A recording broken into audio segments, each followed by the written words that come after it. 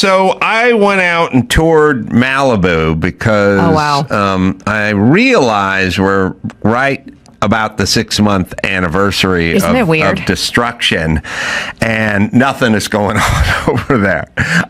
They cleared all the sites, have been cleared of debris. Yeah.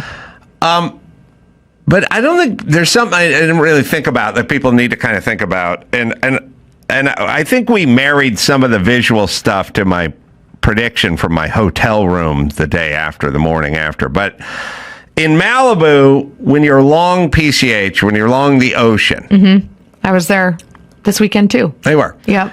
Clearing the debris, so to speak, is one part of the job, and it's fairly easy and simple. The tough part that they haven't even touched is the foundation. I know. All of those pylons going down into the earth, and the caissons and the grade beams and the footings. I mean, some of that stuff looks like a bunker. And it's all that's left. It's all that's left, driving. But clearing out the burnt out stucco and 2x4s and redwood fencing is pretty lightweight. Getting that stuff out of the ground, which is still there, is a completely different situation. Yep. I mean, that's like bunker buster type material to get some of that stuff cleaned up. Get some U.S. bombers to come in. Trump says he's calling a strike on Karen Bass. And so I said to my guys, I said, look, I went there and filmed before they cleared the place out. And I said, let's go back and see where they're at in 6 months, which is now. And we filmed again. And I said, marry that footage to me in my hotel room the following morning after I was displaced from Malibu. And my predictions, it's about 4 minutes, but it went a little bit viral. The following morning after the fire, I left at, 8 or 9 at night the night before, checked into a hotel in Burbank. The power was out. It's interesting. Kids, if you're listening,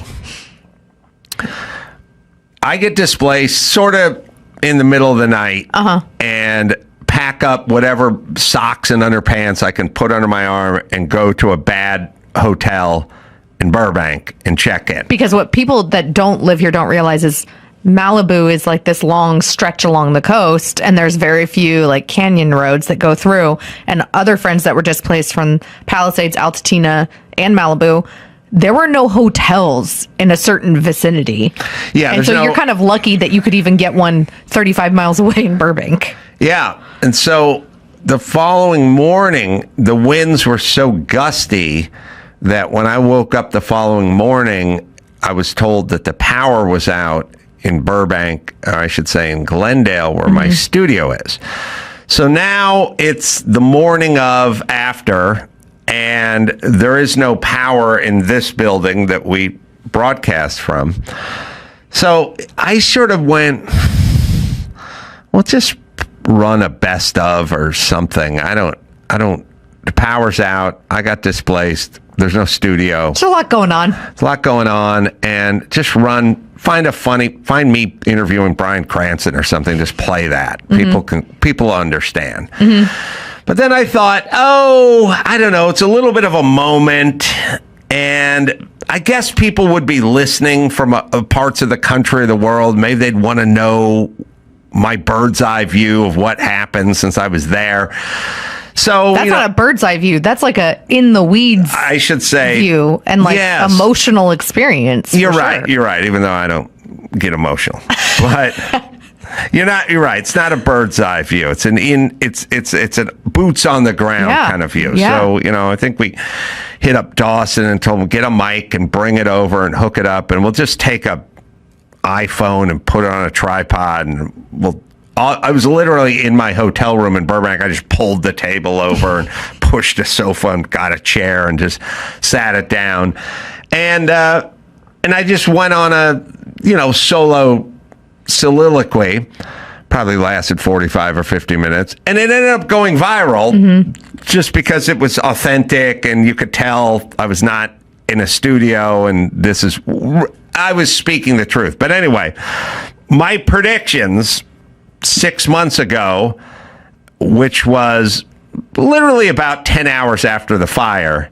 Here's my California Malibu Palisades recovery permit prediction, and we'll marry it to the drone footage of what's not going on over there. You will not see any new construction, is what I'm saying. The comedy is the guys who lost their $20 million homes on the ocean side of PCH will be knee-deep in the permit process. They will be trying to pull permits when the guys in the Winnebagos will have been back for months. Homeless. Months before those guys ever get a permit. As a matter of fact, good fucking luck. Because here's the deal. Alan Hamill and Suzanne Summers moved because they could not get a permit to rebuild their home of 40 years on the ocean on PCH, right? So here's what's going to happen. Let me just give you guys a little primer of what's going to happen. You know how Bill Maher seems real conservative now when he's like arguing with Jane Fonda about regulations, too many regulations, like strangling everything? Because remember, when Bill Maher tried to put solar in his house in Beverly Hills, that's when he turned against the government, because he saw what the government and the overreach of government and overregulation does. He got strangled. It took him 3 years to build a solar shack. He had a whole countdown on his show, you know, day 1,000 since I've got my permit for my solar. He turned. Okay. The people who live in Malibu, who live in Santa Monica, who live in the Palisades, those are some of the most progressive blue voters in the world, or in the United States. They are a bastion of blue. So what those guys did is, all the people in the Palisades, I checked it out. It's about 80% blue, 80% progressive, 80% Democrat. Now, these pussies are all sitting around crying about Karen Bass, water pressure, how come the forest wasn't cleared of all the brush, what's happening with the infrastructure. You guys all voted for Karen Bass, the mayor of Los Angeles. You all voted for Gavin Newsom. And now you fucking get what you get. Oh, now that your house is on fire, well, now you're thinking about something else. Now you want to know what's going on. What's going on around here? You didn't give a shit about what was going on when other people's houses were on fire, but now you care. So here's what's going to happen. All these people who are deep blue Democrats are now going to have to pull a permit to rebuild. And they're going to get the 28-year-old bitch from the Coastal Commission telling them to go fuck off. And then they're going to vote for Trump or whoever's Trumpian next. You see, they're going to get turned. They're going to get turned hard because, as I've always said, live in the rent control apartment in Santa Monica, fine, good. We know how you vote. Go deal with the city. Try to pull a permit. These are going to be thousands of homes, super wealthy people, and these people don't want to live in Van Nuys. They like it where they are. They love Malibu. They love the Palisades. They love Santa Monica. There's going to be a whole bunch of rich people, and they're going to go, I'm rebuilding, and I want to rebuild as fast as I can. And between the part where they go in to planning commission and plan check and initially try to pull a permit, to the time the first load of lumber, the first load of 2x4s is dropped off on their lot where their house formerly stood, it's going to be 3 years. And 1,000 permits and 1,000 arguments and 1,000 discussions with the Coastal Commission. When they start getting the regulation, they're going to go nuts. And when they start running into the bureaucracy and the red tape, they're going to start going nuts, and they're going to vote for Rick Caruso next time because they want to give. That's all Trump says, is we're going to pull back the regulations. We're going to free people up. They're going to find out. They're going to get bit by their own snake. They are going to convert. I am telling you, these are the bluest people on the planet, and they're going to be fucking ripshit pissed when the city and the Coastal Commission tell them to fuck off. And by the way, I don't think the Coastal Commission is going to okay anyone rebuilding any of their houses on the coast, because they say they're in the business of protecting the coast. They're in the business of getting you to leave. They will get their wish which is no billings. And they're going to make it hard for everyone. And then we're going to have to restructure the whole thing because we can't have 9 angry lesbians controlling everything that goes on in Malibu, the Palisades, and Santa Monica. All right, so 6 months in, 0 building going on. Yeah. 0. It's time to check Adam's voicemail. Hey Adam, Tim from Arizona. I was watching Jeopardy last night and your picture came up on the screen. It was some category about left-handed people, I don't know. But you really made the big time when you're an answer on Jeopardy. Get it on. You can leave us a message at 888-634-1744. Oh, yeah. Yeah, you and Ned Flanders. That's awesome. Me and Ned Flanders. It's awesome until they have no idea who you are. Yeah, and then of course. Then it gets embarrassing. Yeah, they're like, they name off 3 other people that definitely aren't you. Who got the answer? Well, actually, let me rephrase that. What number were you? Like, so they say suspected of left-handedness. Were you the $1,000 question? Were you the $1,200? I don't. I believe it was the $2,000. Ooh. That's the problem. You do like the Masked Singer, and they go, he hosted the Man Show. Doug Stanhope? No, I'm out of ideas. And then you go, oh, now I feel bad. Here is your Jeopardy answer. You have the answer. This man of many media, including TVs to catch a contractor, confesses when he talks about having to use a right-handed saw.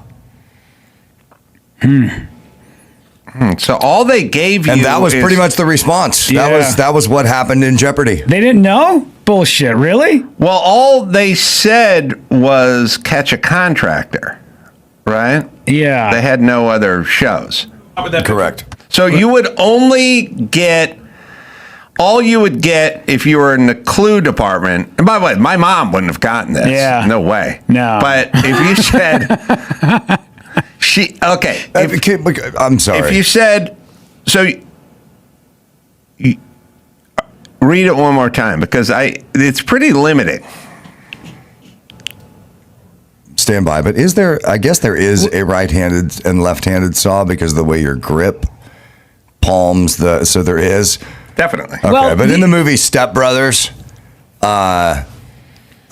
he says, there's a chip in my left drumstick. There's no such thing as a left drumstick. Yeah. Right. Well, not to shit on the conversation a little bit, but you were the $2,000 question, which means that they definitely make it a little bit harder. So they probably didn't take. They didn't make. Yeah. Okay. Yeah. So it's got to be a little harder. Yeah, it's tough because you would have to know the show Catch a Contractor, because if you didn't, then you wouldn't. And could also be Skip Bedell, who's in Catch a Contractor as well. So but if you said Man Show, Love Line, Catch a Contractor, then you could get the question. But it is very common knowledge that Skip is right-handed. Everybody knows he's right-handed.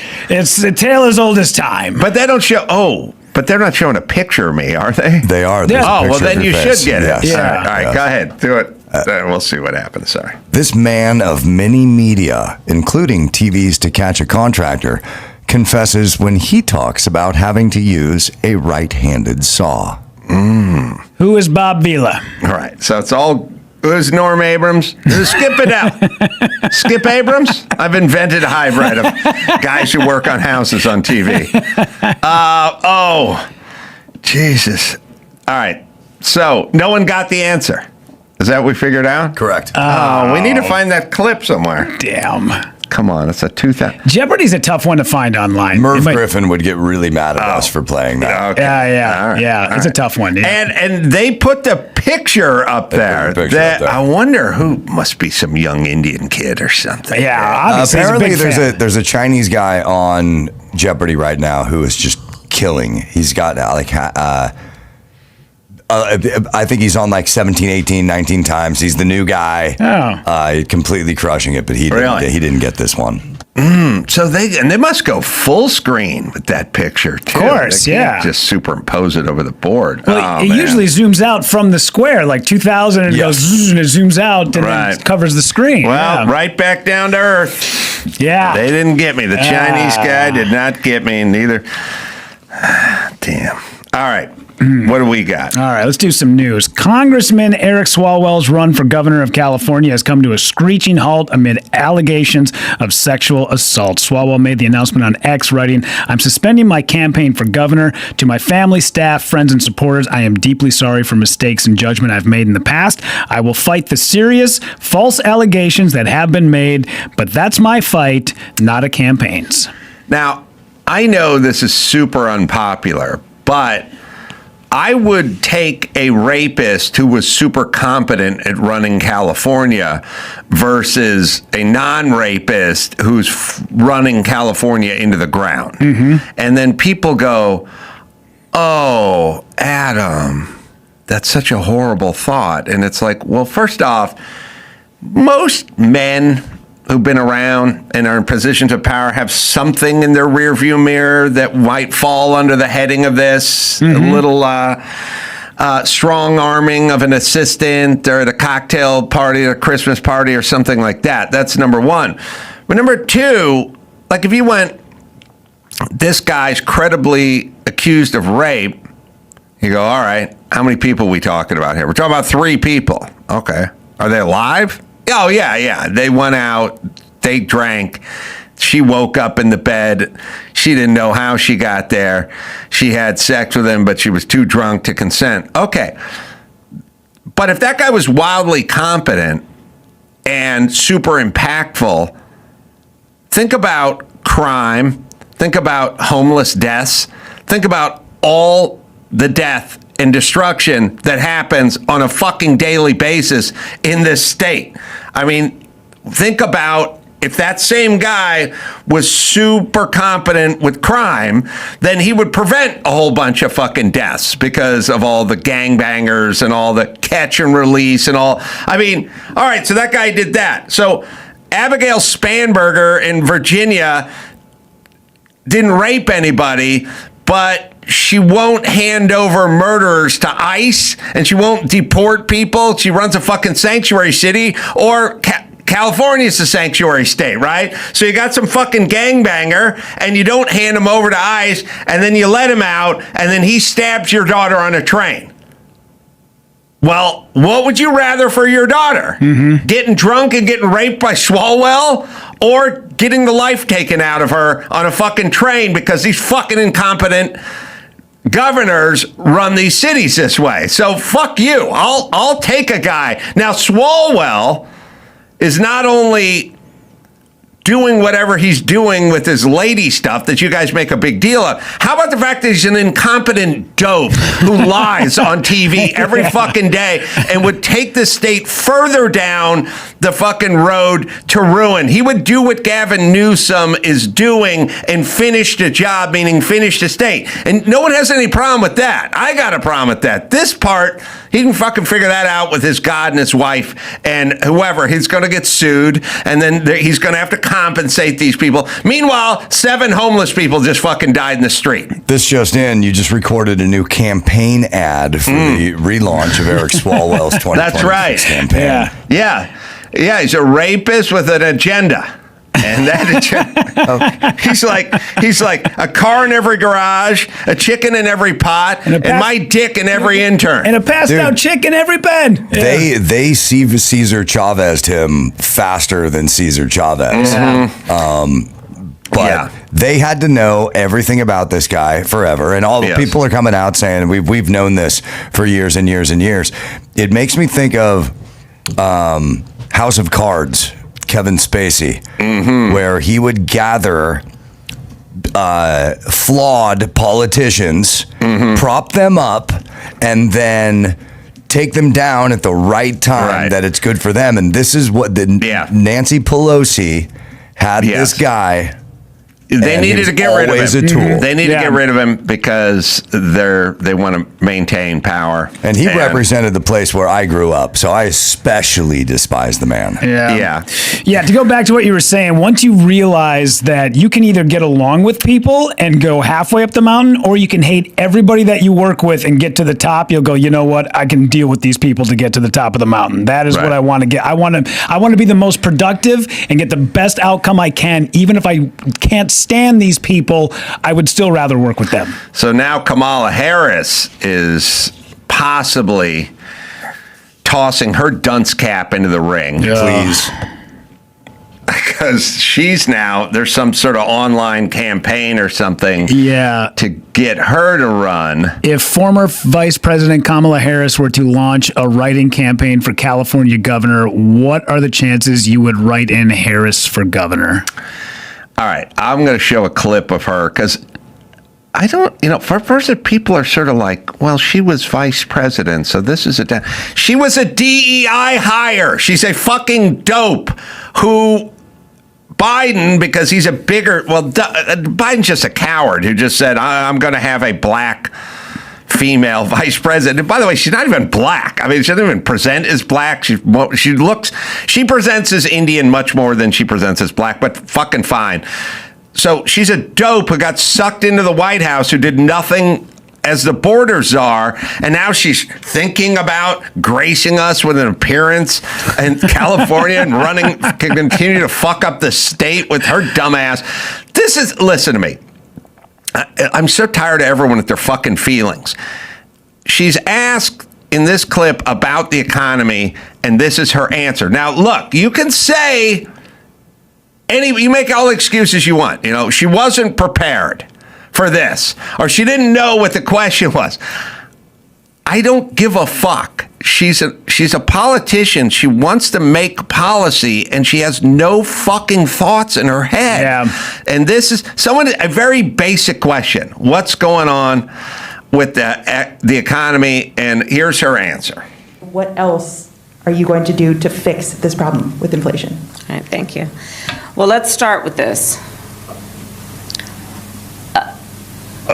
Prices have gone up, and families and individuals are dealing with the realities of that bread costs more, that gas costs more.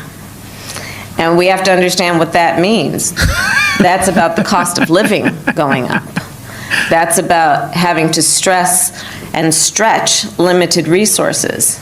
That's about a source of stress for families. Hold on, you got to pause it for a second. First off, it's the hands are all over the place, just like Gavin Newsom, just like his flunky wife. The hands, there's hands everywhere. You can also see her she keeps glancing down because she's looking for a note. Yeah. She has a card that says economy on it, or she has one that says border and one says taxes and one says. Do you think she's killing time right here? She's doing. When you're doing a TV show and the guy behind the camera, the producer's going, stretch, because the guest is running That's an late. Interesting question, because questions are very interesting. You can always tell when somebody's eyes go up and they're not really looking at anything. Right. That's the gears in their head grinding. Run it from the beginning. We'll watch her. She's killing time. She's using her hands, and she's looking for her notes. But by the way, if you're going to be the vice president or you'd like to be the president, have some thoughts about inflation. Yeah, you're supposed to know about this stuff. Right. What else are you going to do to fix this problem with inflation? All right, thank you. Looking down. Well, let's start with this. Eyes up. Up, still up. Prices have gone up. Prices are up. Okay. And families and individuals are dealing with the realities of looking down, looking for notes. Bread costs more, that gas costs more. And we have to understand what that means. That's about the cost of living going up. That's about having to stress and stretch limited resources. That's about a source of stress for families that is not only economic, but is on a daily level, something that is a heavy weight to carry. So it is something that we take very seriously. Very seriously. And we know from the history of this issue in the United States that when you see these prices go up, it has a direct impact on the quality of life for all people in our country. So it's a big issue, and we take it seriously. And it is a priority there. Hold on. It's not such a big issue that I have an answer. Yeah. Remember when Gavin Newsom came in here and his big issue was black and brown people don't have access to checking accounts? That's his big issue. I pressed him for 20 minutes on an answer to his big issue. No answer. They just, because it does, yeah. Rudy. Yes. I got a big issue. Okay. Ask me about my big issue, which is left turn red arrows. Adam, I know you're very concerned and you have a lot of thoughts about left turn arrows. What is your plan to go forward into the future and maybe to get these? I just got back from fucking Utah. They do not ever turn red. They blink yellow. So they're either green or they blink yellow, meaning you never have to stop. You can go when it's green, and then when it blinks, you just stop and look for traffic, and if there's no traffic, you just go. You don't bottle up, you don't pile up, you don't queue up with it red. There's no reason it should ever be red. It should only be green and then either off or blinking yellow. And I would argue if fucking Salt Lake City can figure that out, we can bring it to goddamn Los Angeles. Okay. There's your fucking answer. Not arrows. Robin Hood had an arrow. Some are red, some are green, some are yellow. William Tell had an arrow. There was a guy named Errol Flynn. Dodge made a compact car in the late 70s and early 80s called a Plymouth Arrow. Yes. There was an animated series in the early 70s called Me and My Arrow. Some people spell it A-R-R-O-W. I tend to like A-E-R-O, but listen, so I take it very seriously. That's a priority for them. Not so much a priority that you'll venture an answer. Did you notice at the beginning, she was very impressed with when she said stress and stretch. Yeah, well, she liked that alliteration, and I really think that if she does launch a write-in candidacy for governor, which there could be nothing better, that will fuck everything up on the other side. Yeah, but I'm sorry. I put a tweet out when I saw this. She'll have stress and stretch in a commercial. It's gonna happen. No, because she was looking for stretch, but she said stress. Okay. And then the alliteration. Right. Watch it again. Watch. Okay. She's looking to say the word stress, but she says stretch. The human mind does that. Watch. We'll play it. Anyway, What else? I wrote a tweet. I said, look, you guys all hate Trump. Fine. What about this dope? This is what you're fighting for, this dope. So let's forget about Trump and all his foibles and all his tweets and forget everything Trump does. You wanted this. And so fuck right off, because I can't listen to you. She's looking to say stress. Okay. Watch. What else are you going to do to fix this problem with inflation? All right, thank you. Well, let's start with this. Prices have gone up, and families and individuals are dealing with the realities of that bread costs more, that gas costs more. And we have to understand what that means. That's about the cost of living going up. That's about having to stress and stretch limited resources. That's about a source of stress for families that is not only... That's the point. She doesn't say anything. Now, here's the real question. Why is this attractive? It is so attractive. I'm telling you, this is the problem with women. Women like this shit. Women like, we're talking about nothing forever and nothing ever changes, but we're talking about it. This is a estrogen influx. There's no other way to describe this, because this fucking never worked in the past. And for some reason, the chicks love it. And you know who loves this so much? By the way, you know who loves nothing talk the most? Black women. Black women love nothing talk. And that's why they vote 92% Democrat, because they're the fucking word salad talkers. Okay, but honestly, how would you fight the argument, though, that Kamala slays? Yeah.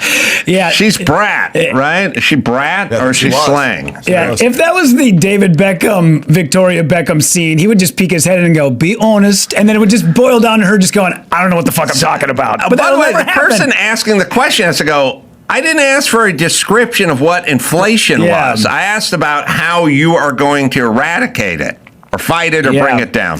Yeah. All right, whatever you got next. All right, so sad day around Carolla One Digital, but television producer and puppeteer Sid Croft, the co-creator of Land of the Lost and HR Puffin Stuff, has passed away. He was 96 years old. I know he was a good friend of yours.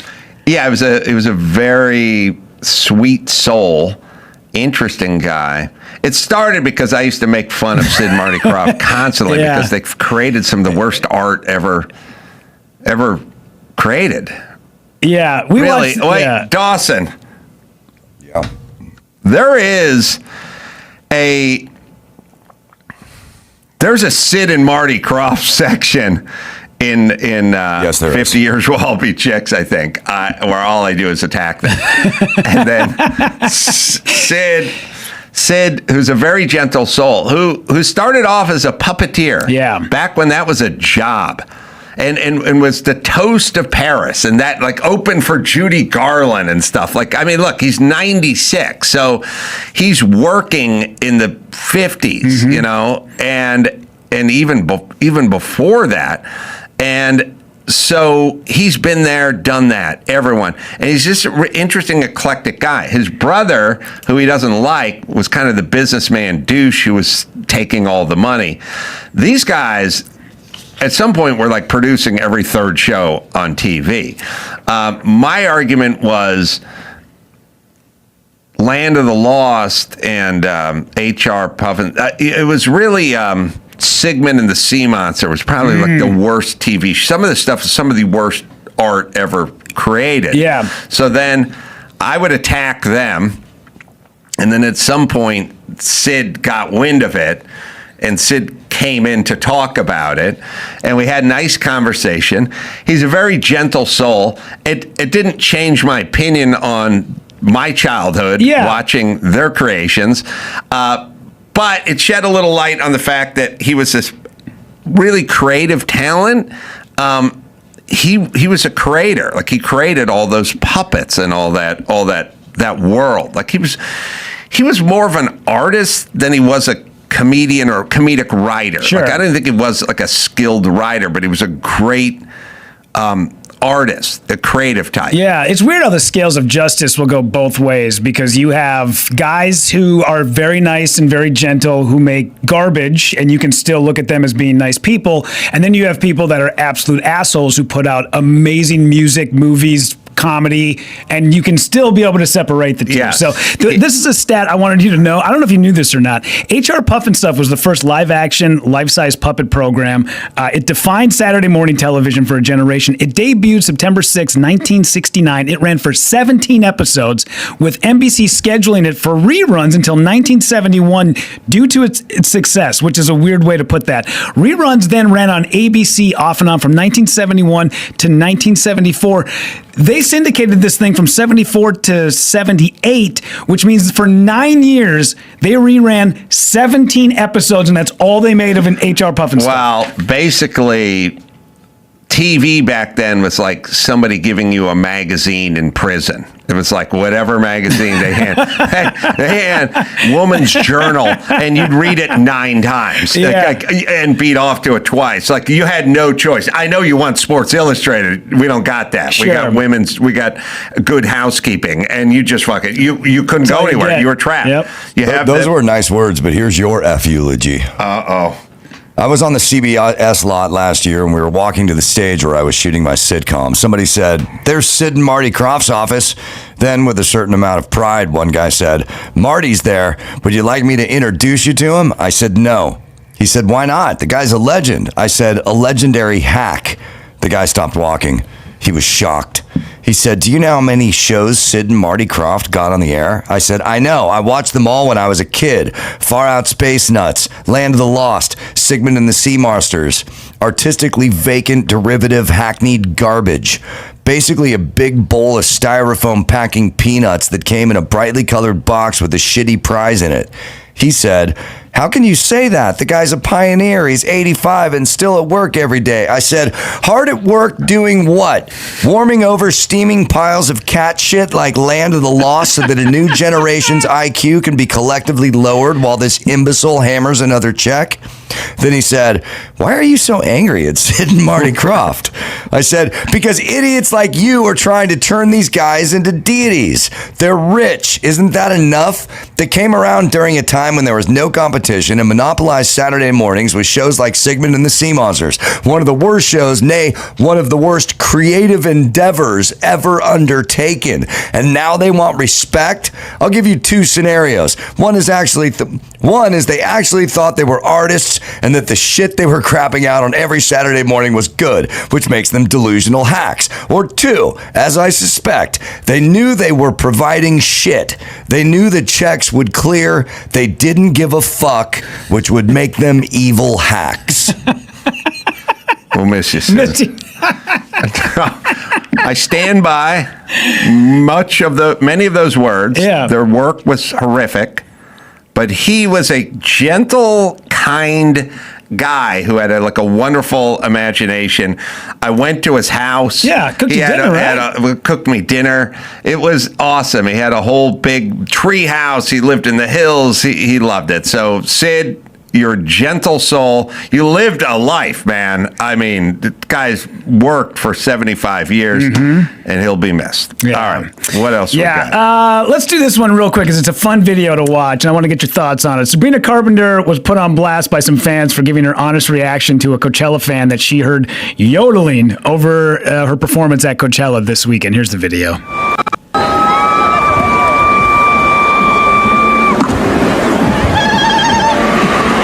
I think I heard someone yodel.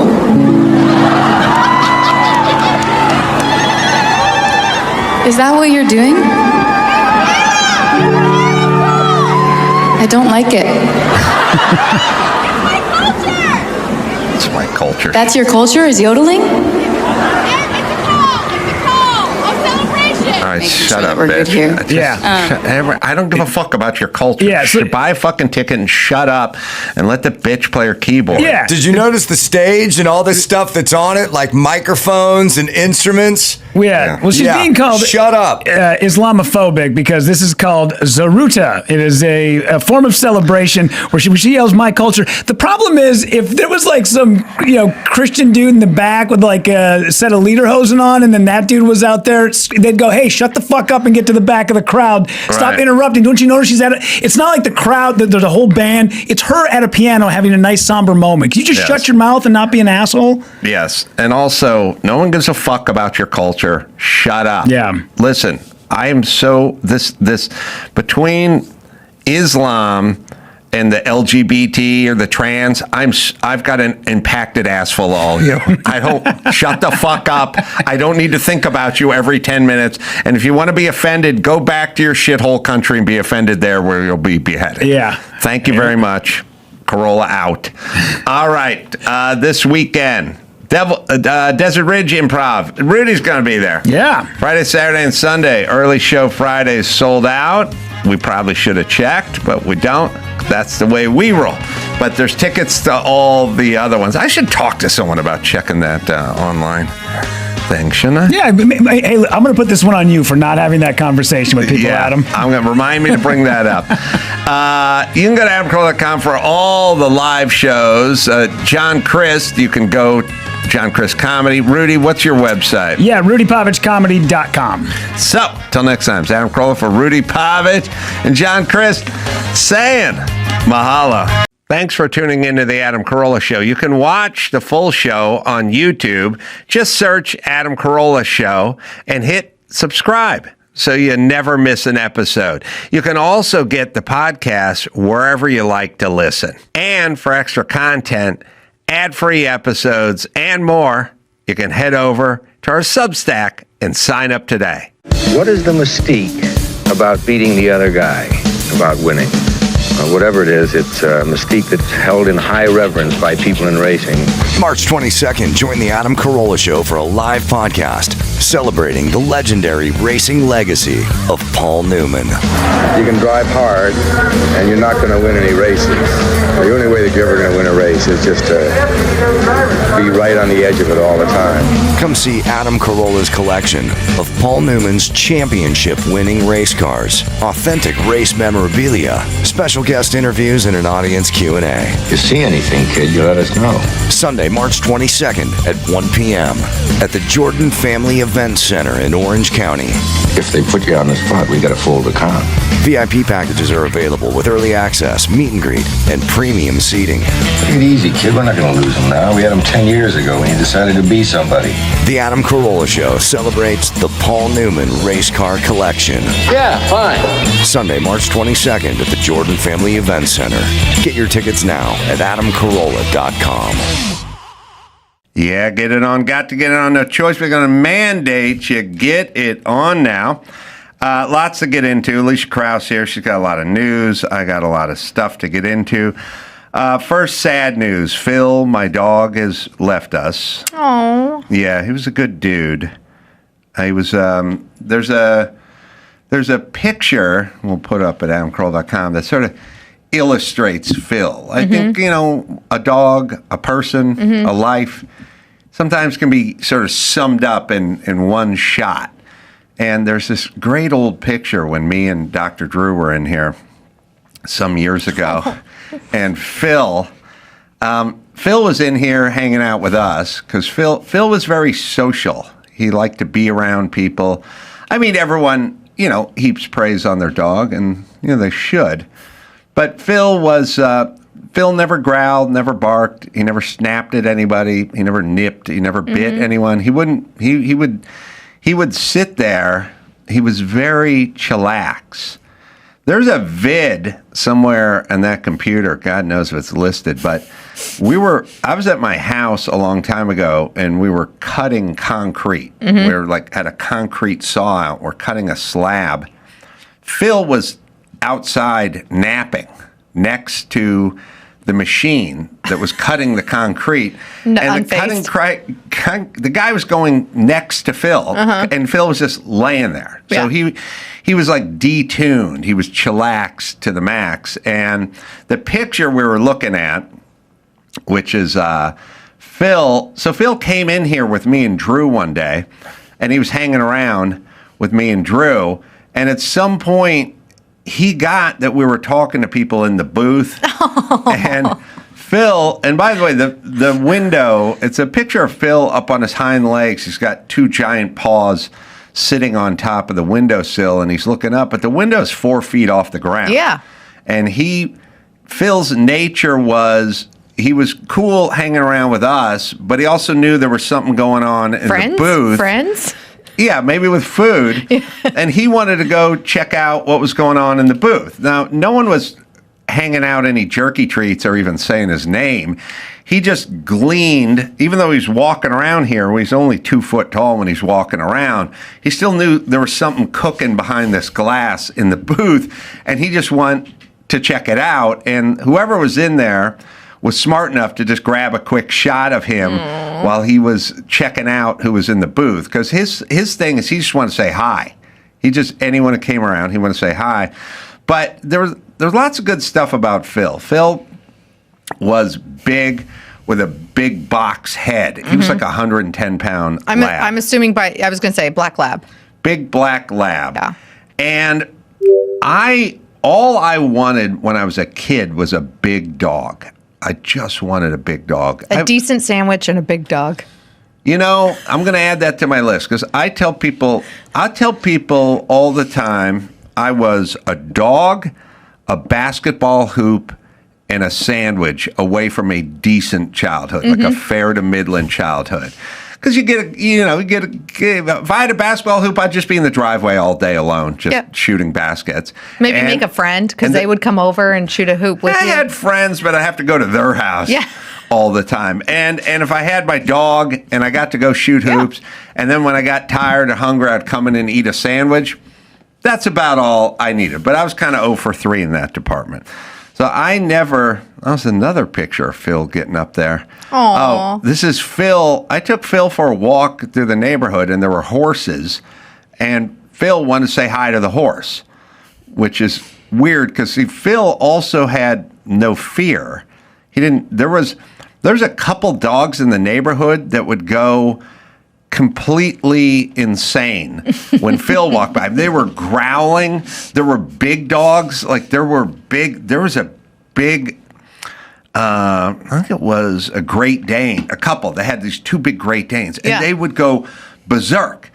And Phil would just look at them through the fence, and they'd be teeth showing and growling and stuff, and they just keep looking at Phil, growling. Phil just look at him. He never barked. Maybe he had a good BS meter. He knew that they were literally all bark and no bite. At some point, Phil would stare at him for a while, and then Phil would take off running along the fence, and then they would run along the fence on the inside of the fence, growling and snarling and swiping, and Phil just look at him again and run back the other direction. They would run growling.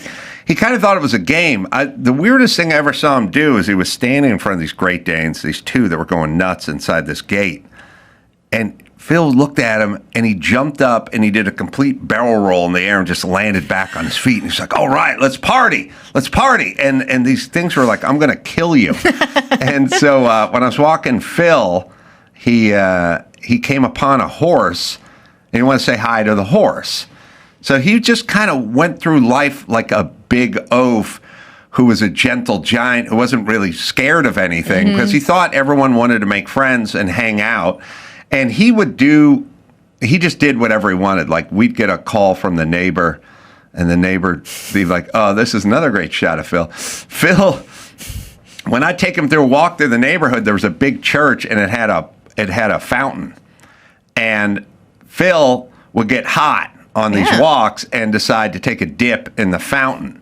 And so Phil would just get up and go sit in the fountain of this church. And then at some point, the guy who worked at the church, he came out and he was like, hey, man, you can't have your dog in our fountain. And I was like, well, I wish it was up to me, but he's in that fountain. You tell him that. And I'd go, Phil, come on, let's go. And Phil just look at me. He's like, my core temp is not down low enough to get out of this fountain. And he would just sit there, and the guy would stand next to me going, would you get your dog out of the fountain? I go, I can't get him out of the fountain. You know what? God cares about all of the creatures. Right. And he would do a move too. He had lots of weird idiosyncratic behaviors. When I would walk him in the summer, eventually he'd overheat because he was black and huge, and he'd just find a patch of grass that was in the shade on someone's lawn, and he'd just fall over, and he would just lay there. And after a few minutes, I'd be like, all right, Phil, come on, let's go. And he's like, no way. No. He was like a phone that overheated on your dashboard of your car, and you can go, all right, turn back on. Yeah, I need you now. I'll turn on when I'm ready to turn on. Not cooled down enough. When I get cooled down enough. So he would do that. He would, the neighbors would call sometimes and go, we got your dog, Phil. And I'd go, should I come over and get him? And they'd go, well, he's in the pool. So oh my gosh. He'd go, God, I forgot about all these pictures. Phil would go nap in the pool. I built a Baja deck and a shelf in one of our pools. He would just go flop out on it. He loved the water. I was thinking back on him the other day. I would take these cold plunges in the morning, and I'd go in the pool. It didn't matter if it was cold or not, but you'd go in the pool, and at some point he'd come around and he'd look at you while you're in the pool. So you're in the pool on the deep end holding on to the coping, and he just put his nose, and his jowls were so big and his forehead was so big, he just looked like a giant old man just staring at you. And then his move was he'd drop his toy, rubber toy, he'd drop it at the deep end, and then he'd just stare at it. He'd just sit outside the pool and just stare, and then you go, all right, I'm going to get you then you'd go underwater, go to the deep end, get his toy out, and hand it to him, and he'd come right, I'd take it out and I'd throw it, and he'd go run and get it, and then he'd come right back, and do it he'd again. Look at you, just drop it right in the pool again. He's like a big, dopey, lovable dog, and he did a lot of moves that like a lot of people didn't like, but my son was good with it. So we got Phil when he was a puppy, and he was just the big, he was the brute of the litter. He was just this big old oaf, and his move he hung with my son. He slept on his bed a lot, and my son was very sort of gentle and friendly and loved Phil, and Phil's move. Phil had a couple moves. Oh, Make me cry. Sonny, hugging Phil. dogs and daughters, Why'd you man, they do soften that? men.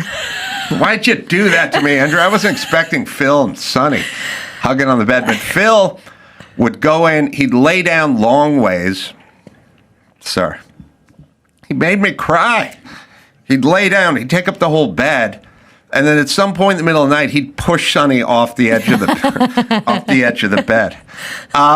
He'd also do a move where he'd go outside at night. He'd take a dip in the pool, then he'd come back. Yeah. And Olga would be like, Phil, you're not coming in the house wet. And he'd take his big paw and he'd go, boom, boom, like on the door, like boom, boom, boom. Let me in, woman. And Olga would be going, no, you can't come in. And I'd eventually hear it, and I'd come around, he'd just be standing there all wet, and I'd go, all right, you can come in, Phil. And he'd go in, he'd go right to Sonny's bed and just flop out and soak the entire mattress. And then Sonny had to like sleep around Phil, which was funny. But Phil, How's he doing? oh, Sonny,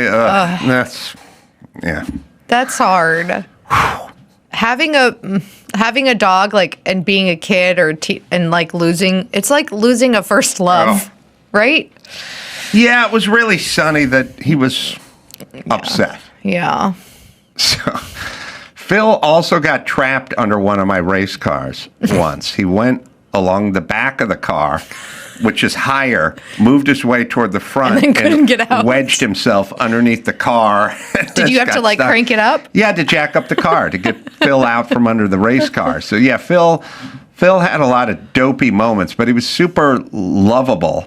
And I was like, I didn't care whether he was trained or not. He was big and fun, and he liked to wrestle and like play. And the only time Phil ever barked is when I shadowboxed in front of him. Really? He didn't bark if you rang the doorbell. Clearly didn't bark at other dogs. He didn't bark at other dogs. He had no bark. And it didn't matter. The UPS guy come up the driveway, no bark. If I start shadowboxing, he'd come in and start, and he'd start getting in because I think he thought I was fucking around with him. Like he was barking and growling, but it was like, we're having a good time kind of thing, Yeah. And that was the only time he would do it. But I had no dogs growing up, and all I wanted was a dog, and I never got a dog. And then my dad always said, but I think he was just saying this to get me to shut up. He'd go, well, we live in an apartment, but if we ever have a house, then you could get a dog, but we can't have a dog in an apartment. Yeah. And eventually we got a house, but no dog. Then we got another And then he's house. like, I bought you a house, aren't you happy? Yeah, we never got the dog, and my mom never got a dog, and my grandparents never had a dog, which is kind of unusual when you think about it, because they just lived in houses in the valley that all had fences and backyards and stuff. But I think it kind of spoke to them. They didn't want to take care of other another thing. creatures. Yes, they'd have to clean up and feed them and buy food and like do stuff. Yeah. And they weren't into stuff. Also, vets ain't cheap. No. But they wouldn't have, I don't think they would have thought about the vet. They would have thought about kibble and, cleanup. Yeah. This is kind of people did not spend thousands of dollars on like cancer treatments for their dogs. I spent so much money on LA vets. Oh, yeah. Well, later on, I remember sitting around. I always wanted a German Shepherd. Mm-hmm. I said, oh, it's such Police a beautiful dog. Big, beautiful dog, and I could have a dog. And I went through my whole childhood. I never had a dog. Mm-hmm. And then I don't know, how unusual do you think it is to have 3 separate homes in the valley and 0 dogs. It seemed like 1 or 2. Someone in my family should have had a dog, but no one had a dog. But again, they didn't want to deal with a dog.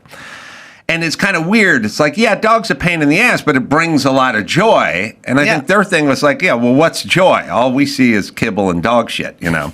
So I was later on in life, and I was like living alone, and I'd made it a little bit in show business, and I'd made some money, and I bought my own house. And I had this house up in the hills, and I had a gate all the way around it and stuff like that. And I sat around and I went, you know, you never had a dog your whole life. Yeah. And then when you got out of high school and, you know, you went to go live on your own, it was a succession of apartments and roommates and renting rooms in people's houses and stuff. There was no place for a dog. Yeah, it probably could have, but I was in no position. And like I said, I always had roommates and stuff. I don't know what they would have done. And like I said, apartments. But I found myself sitting in my big house up in the hills. You're like, huh. And I was like, oh, God, I was like 35. I was like, you know, you never had a dog. And then because it was always an excuse. You had an apartment. We live in apartments. And then it's like, she got a house. It's got a fence. You never had a dog. Probably afford a walker or a sitter at this point. Patrick Dempsey used to walk his Rhodesian Ridgeback up my street. I don't even know what that is. That day. Sounds fancy. Rhodesian Ridgeback is the biggest, craziest dog ever. Really? The fur that runs along their spine runs the opposite direction. Oh, are they like lanky and kind of like I don't know. They're big. They were bred to fight tigers in Rhodesia. Holy cow. That's how big. Rhodesia sounds like a fake country. Yeah. It's like sounds like a fictional country from the Princess Bride.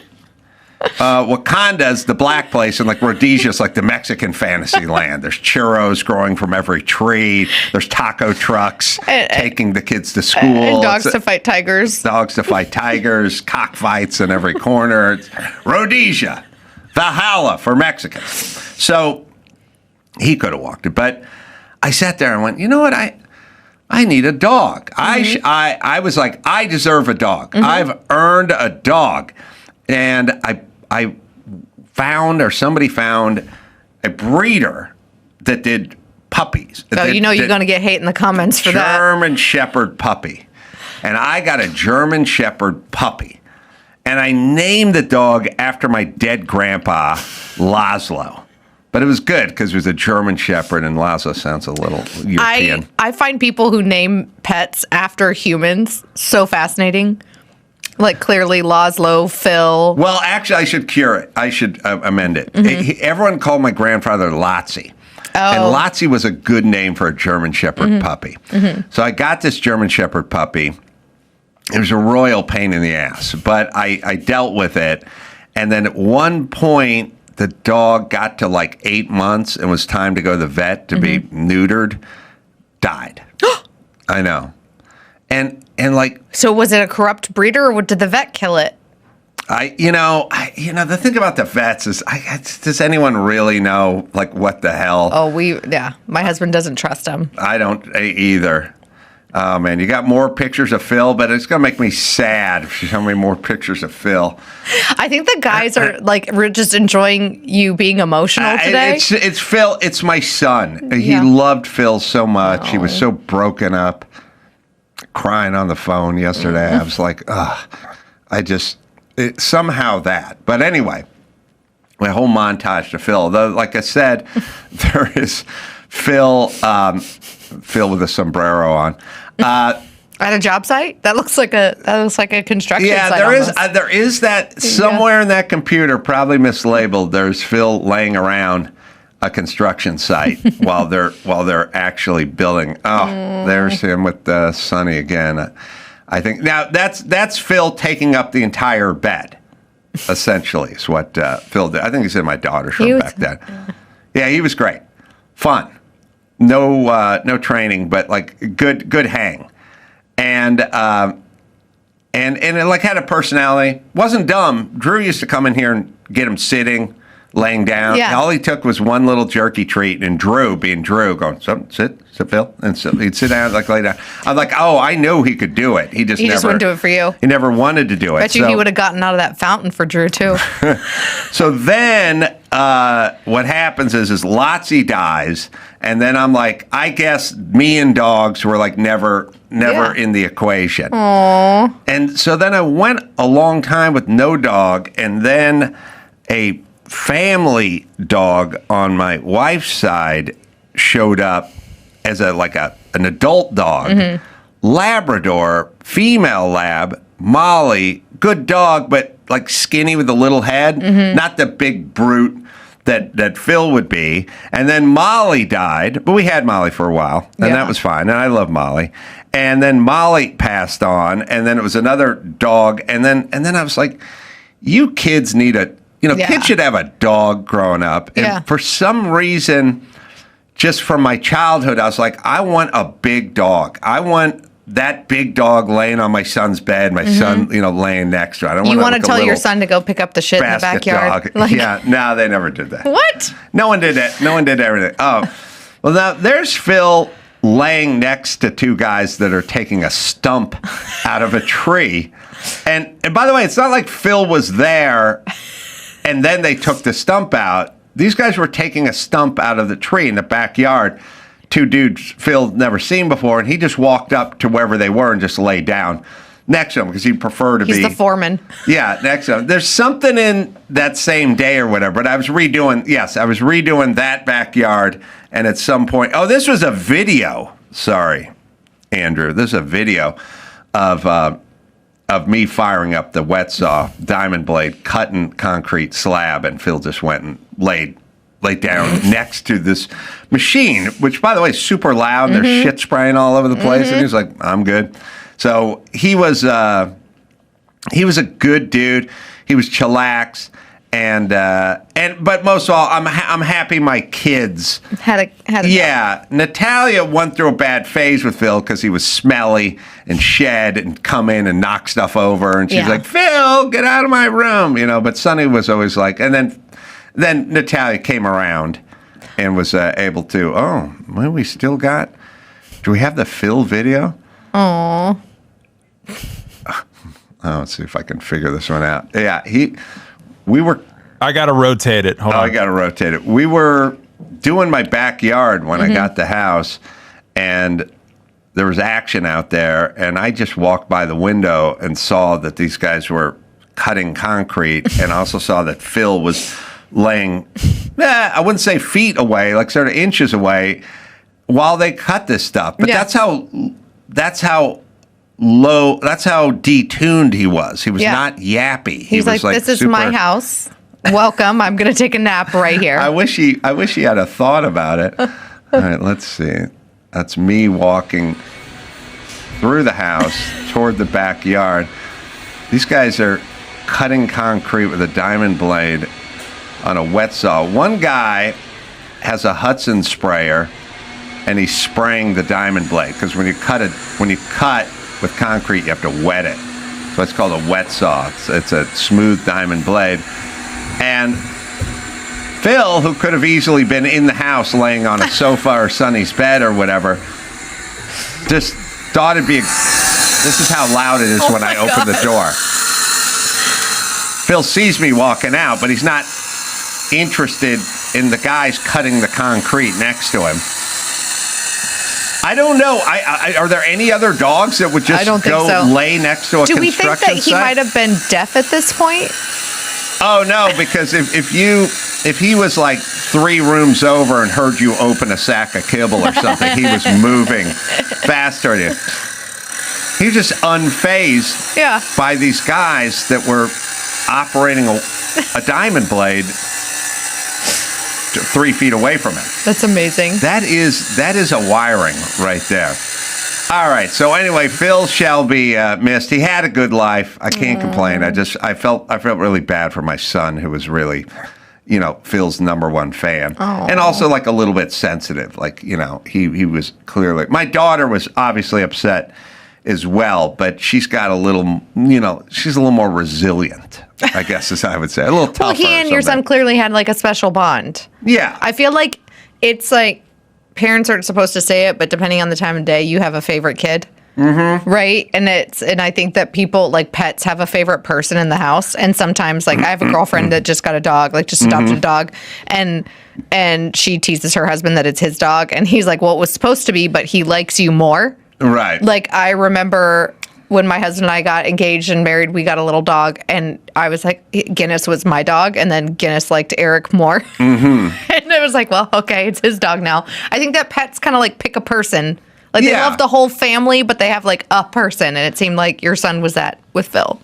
Yeah, he knew that he could take a dip in the pool and head into Sonny's room and sleep on his bed with him and not get pushed off or shooed away. Wow.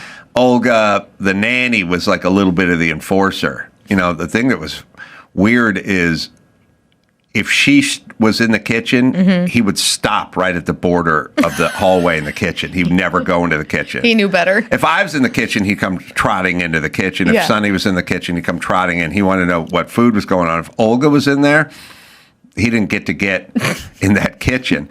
Because also, with the Latins, dogs aren't your best friend. Mm-hmm. They're there to like protect the house and chase rats away and coyotes and stuff. They have a purpose. It ain't hanging out in the kitchen. It's not snuggling in bed with you. No, they don't even like the notion of the dog laying on top of you on the bed. It's like a weird thing. By the way, Middle Eastern people, the biggest insult is he lays down with dogs. That's their thing. It's like, yeah, thanks. Thanks, Abdul. Like, no, this is an insult.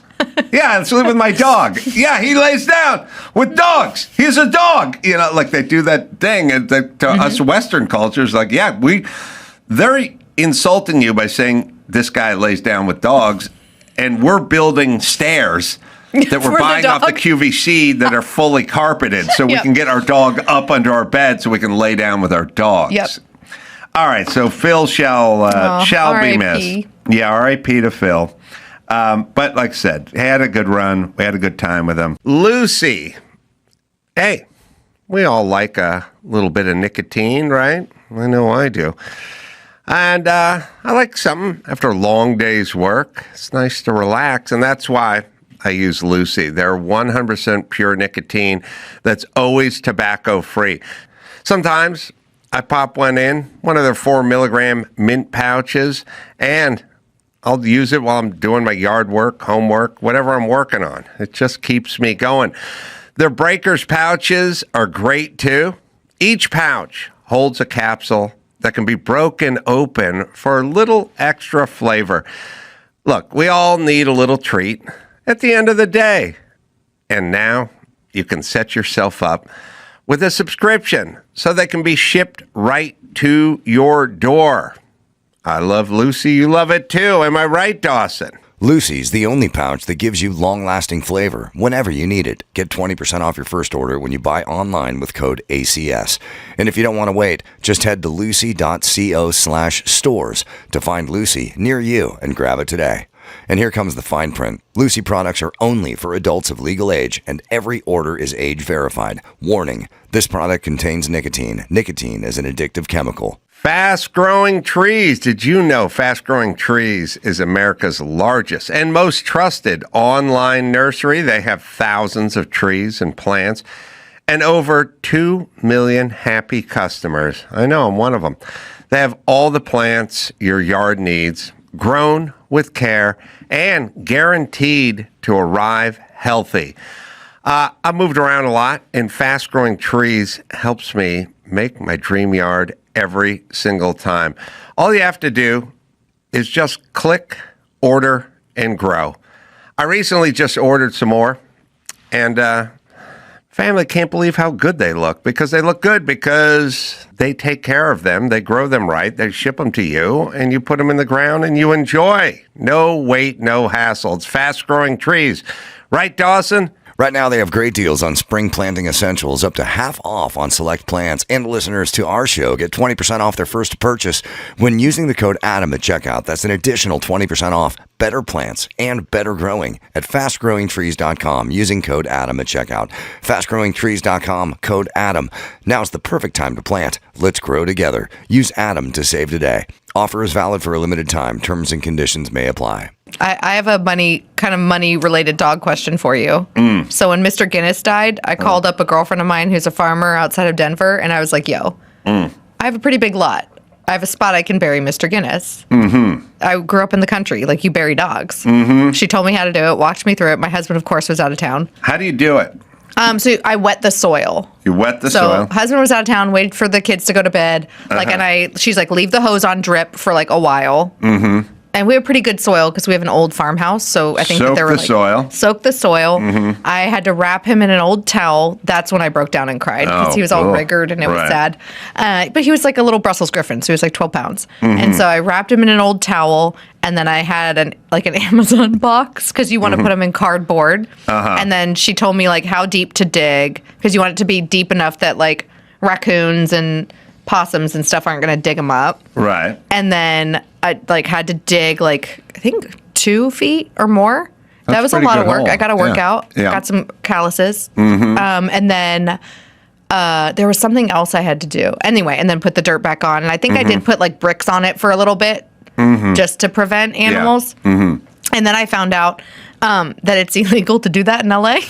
Well, everything's illegal. Everything you want to do on your property is illegal in LA. And that's where my libertarian came out. I was like, bullshit. My house, my dog, my front yard, totally fine. Your labor? My labor, everything. Like, my neighbors didn't know. They didn't care. They were paying attention. They'd be like, why is he leashed out there at the headlamp at 9 o'clock at night? But it wasn't big enough to bury a body.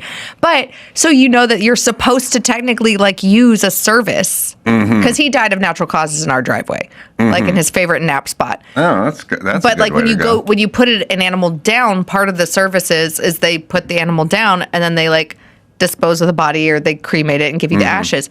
But there are like services, and it was like $2,000 to have somebody come to my house and pick up a 13-pound dog and dispose of the body. Right. And I was like, no, I will bury my own dog. A little paw print in clay and a box? Because Molly got a little box, a little urn, and a paw print in clay. I think to cremate, I would get the little jar, and then the other thing, that was the other weird thing, is I'm like, what do you guys do with the body? Like, what do you do with the body then? Why does the city of LA let you do something with the body?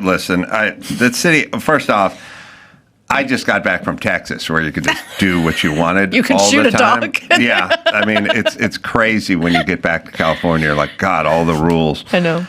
Speaking of California, the Actors Awards were the other night on Netflix. And I just decided, it was on Netflix. I was like, I should check out the first 10 minutes just to see how repugnant this is. And the very first thing they did, they'd already lost me. So I haven't watched it yet. Well, I saw clips of the In Memoriam, though, and it did make me sad how many people we lost in 2025. Yeah, try having your dog die 2 hours earlier and then realizing that Flo from Alice is gone, and so is everybody you watch growing up. I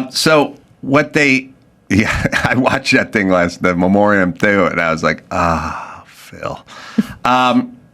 So the thing about actors and Academy Awards and Emmys and Grammys and stuff is they basically have lost their audience because they've lost America because they're into crazy shit and they got to wear their fuck ICE badges everywhere or they support, Time's Up Hamas or whatever. Pins and all that kind of stuff. Pins. Yeah. And everyone keeps saying, would you guys reel it in a little bit? Like you're losing the country, And but it's for themselves at this point. It's always for themselves. But you'd still think there'd be like a course correction. And so the very beginning of the awards, before any monologues or anything, it just lights up, cold open.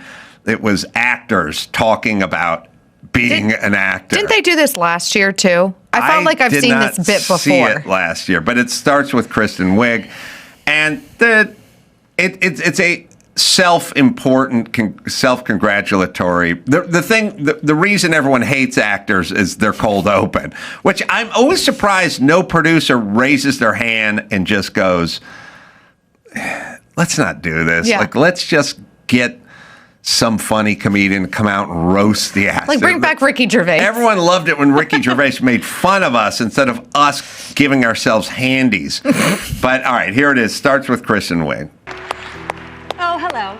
I was just reading a script. The first time I was ever on set, I was a background actor in a movie called Tumbleweeds. They put me so far down the beach, I couldn't hear them call action or cut until someone waved to me and told me when it was lunch. I also got sunburned, stung by a bee, and had to go to the hospital. This is true. The next time was on the show Judging Amy. I was in the courthouse and I was a figure that walked behind wavy glass. So between those two jobs, if you look really close, you won't see me. But just so you know, I was very happy to be there, and I am so happy to be here tonight and say, I'm Kristen Wiig, and I'm an actor. I'm an actor. All right, now they go from. When I was 7 years old, This is Tiana Taylor. I cried when Rose let Jack sink to the bottom. All right, pause it for a second. First things first. Aren't we living in a society, like, again, if I'm in the writer's room, I'm like, who are we going to start with? Well, she's Wiig. nominated this one. She's nominated for the Leo DiCaprio movie, right? She the lady from that one. She is. Yeah. She is. But I'm like, why don't we do this? We'll start with the lady, then we'll do a guy. Oh. And then we'll do another lady after that. Yeah. But it's like, we're just going with the ladies. Or we start with the person, like, what Kristen Wiig is known, but like, what's she been in this year? You know what I mean? Like, start with the A-list Matt person. Damon and Exactly. Right. Give me All Brad right. Pitt. Sorry. Probably not there, but go ahead. Well, good and well, he could have fit his ass on that goddamn door. But you know what? I made a promise that if I ever got the chance to work with Leonardo DiCaprio, that I wouldn't let him drown. Instead, I run off, rob a bank, and left him with a whole damn baby. I am Tiana Taylor, and I'm an actor.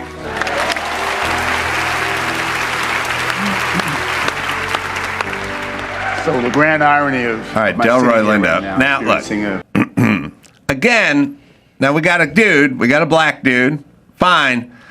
But in the world of like optics, like like someone go, all right, let's do the white chick, then we'll do the black chick, but then we should do Ethan Hawke. Right? I honestly thought, I did not I did not recognize Kirsten Wiig. I was like, holy crap. She's you're right. Looks totally Kristen different. Wiig, yeah. 2, I thought they'd start with Jason Bateman. Right, except like, for I know, right? In a weird way, there's a weird thing that I don't want to get too tinfoily hat about this, but she starts off and goes, hold my beer. Like, she hands her script to the guy's a bigger star than her and goes, hey, chump, hold this. The ladies are talking. And he's like, I don't know what to do with this. So it's already kind of setting the table for this. Delroy Lindo, I know him from Gone in 60 Seconds. That's about it. But he's done other things. Sorry. period of wide acknowledgement and relative success is that it's causing me to think about the times in my career when things weren't going so well. Being able to look back from a place of this current success, times that were more challenging for me, is a testament, yes, to my own self-belief and my ability to hang in. So courageous. But hopefully it's also an encouraging example to all actors out there who may currently be facing their own challenges. Their own challenges of auditioning. I'm an actor, and never forget, all you aspiring thespians, you are too. So this is by the way, this is the whole opening of the show. It's just, hey, we're actors, how great are we? Uh-huh. And look what we've had to overcome. Out of the 8th percentile. That's like if the NFL awards don't start with this, right? Like, I don't even know what are the NFL awards called. Like, self-deprecating, poking fun at us. Or just comedy. Realists. Or you can have Billy Crystal come out on a horse and do a big number. All right, so now we got 2 chicks and a brother, and we keep going here, and we go to what I think is going to be Ethan Hawke. Yeah, not Ethan Hawke. It's not. I used to get in trouble for daydreaming. We got Kate Hudson. I was accused of being disruptive, irreverent, dramatic. I was sent All right, home you can from pause school it. for inappropriate. I'm just saying, like, when you're in the room, don't you go, don't we got to get like one straight white dude like in there? Just our whole thing is diversity, right? Do you think so? Like some of the others, I understand because like Oscar-nominated films or nominated films. Do you think that like they went to her because she's on a Netflix show? Like, is it Netflix like trying to keep it in the family, so that's why they didn't go to Ethan Hawke? Who's the bigger name? You know, these things all may be a factor, but I still. She looks amazing. Good work done. I'm just saying. Good work or good genes. If I'm in the room and I'm going, okay, listen, we go to this white dude, then we switch it over to Tom Hanks, and then we go over to Bryan Cranston. Someone raise their hand and go, you just did 3 dudes in a row. Like, we need to get some females in there, or someone of color. Like, we need some representation. But no, they're still going this way. So Ethan is just sitting there. With his whiskey? With his whiskey. Good for him. Keep it going. My makeup choices were too distracting. I was boy crazy and too loud when I walked in a room. Too opinionated in my ideas. She was too opinionated. She's too good. Well, to my great relief, it turns out these are all very marketable skills. My name is Kate Hudson, and I am an actor. And they all applaud for each other. Finally, an A-lister. We get Michael J. Fox, but we get the disability guy. No, it's a box. But like, I would have started with him. I would have too. We do get a white guy who is heterosexual, but he has a disability. That's what I'm saying. That's what this is about. Now, I don't think they know it. Anyway, it's like when I watch commercials now for detergent or cars or whatever disease du jour, I like look and I go, Asian guy, black guy, a lesbian chick over there. Like they just do it. Indigestion. All right, they just do it all now. They don't. They're the white guy, the white straight guy without the disability is an endangered species over there. But anyway, he gives his speech. I got. By the way, I have nothing against any of these people. I'm just saying. Look what Hollywood is serving up. Well, here's what I'm saying. Somebody told them like 5 years ago, reel this shit in a little bit. People are tired of this. Mm-hmm. Like they want something different than this, and they won't do it. That's kind of what I'm speaking of.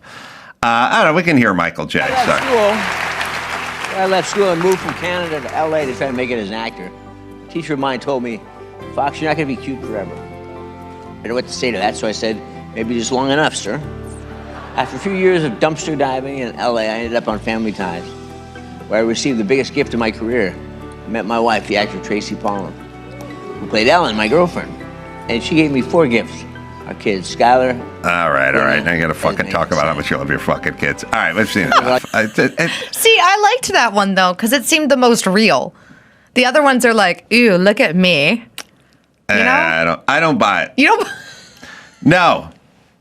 You don't buy the Michael J. Fox, like, I'm an actor? Like, this is how it changed my life? Every Democratic politician, like the Republican politicians, when you go to their page, it's like ex-Navy SEAL, Republican, House leader and whatever, husband, father. You go to like Gavin Newsom, it's like first partner to Joanna with 3 wonderful kids. Like, shut the I don't fucking care. Everyone's got kids. Everyone's got a wife. No one gives a fuck. I want to hear some titles. You haven't seen my Instagram profile then? No. Well, you're like a chick. Wife, mom. That's right. But all right, but you're not the president. You know what I'm saying? If you're the governor.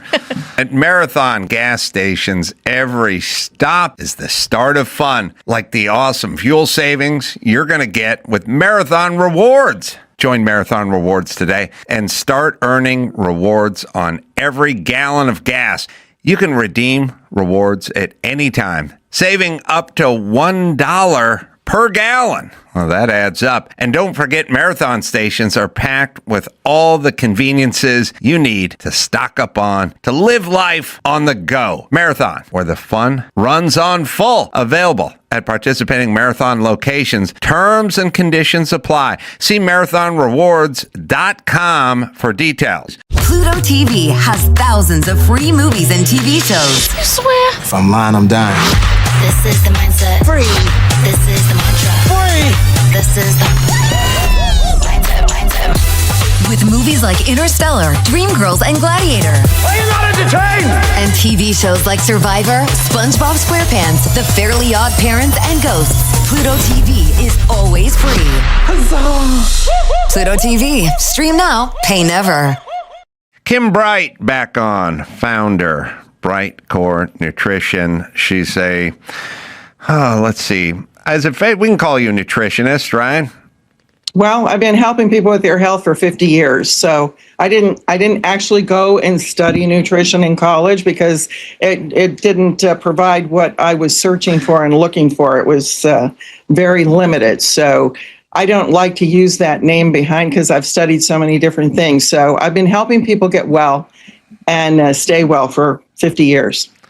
Yeah, before COVID, maybe I tended to listen to the experts and the people with all the degrees on the walls and all the heads of this group and that group. And after COVID, I'm now officially suspicious at anyone who went through the system, went through the training. And by the way, it's kind of back when Harvard meant Harvard. Like when I was young, if you went to Harvard, oh my goodness, you went to Harvard. Now I'm like literally suspicious that you've been compromised, I guess I would say.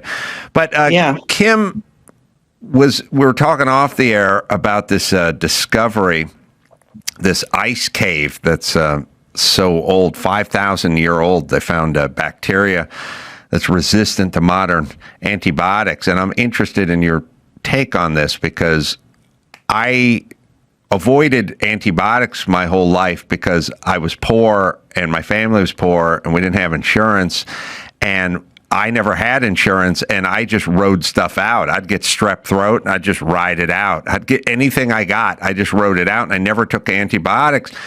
And now I'm the only person I know who doesn't have a bunch of gut problems and a bunch of allergic to everything and skin things. Like everyone seems to have a whole bunch of things that I don't have. And the only thing I can think of is that I never took antibiotics. But let's talk about this ice cave.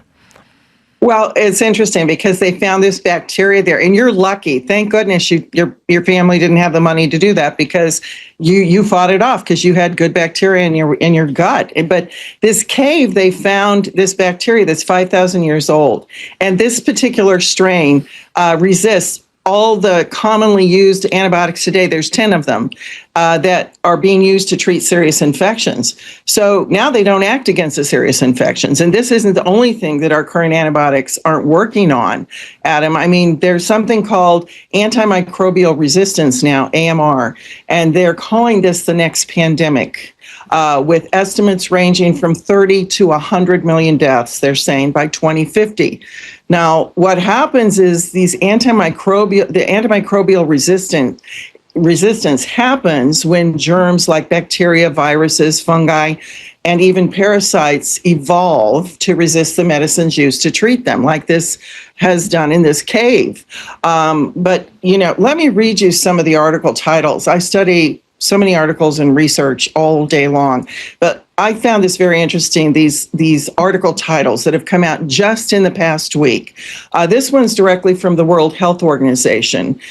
And the next pandemic is already here. Antimicrobial resistance is upending centuries of achievements in global health. Hospital sewage fueling antibiotic-resistant bacteria. Superbug warning as doctors fear common infections could kill more people than cancer. And low-risk antibiotic has led to an almost unbeatable superbug. I mean, that's pretty crazy, right? I mean, infections are going to soon kill more people than cancer. Well, which would make it the second leading cause of death after heart disease then. Look, all nature is doing is trying to exist, whether it's a cockroach being, they talk about pesticides. And they go, we got to kill these pests. But then future generations are not affected by the poison because they bred it out, and that's just nature. Cockroaches aren't good or bad. They're just nature being nature.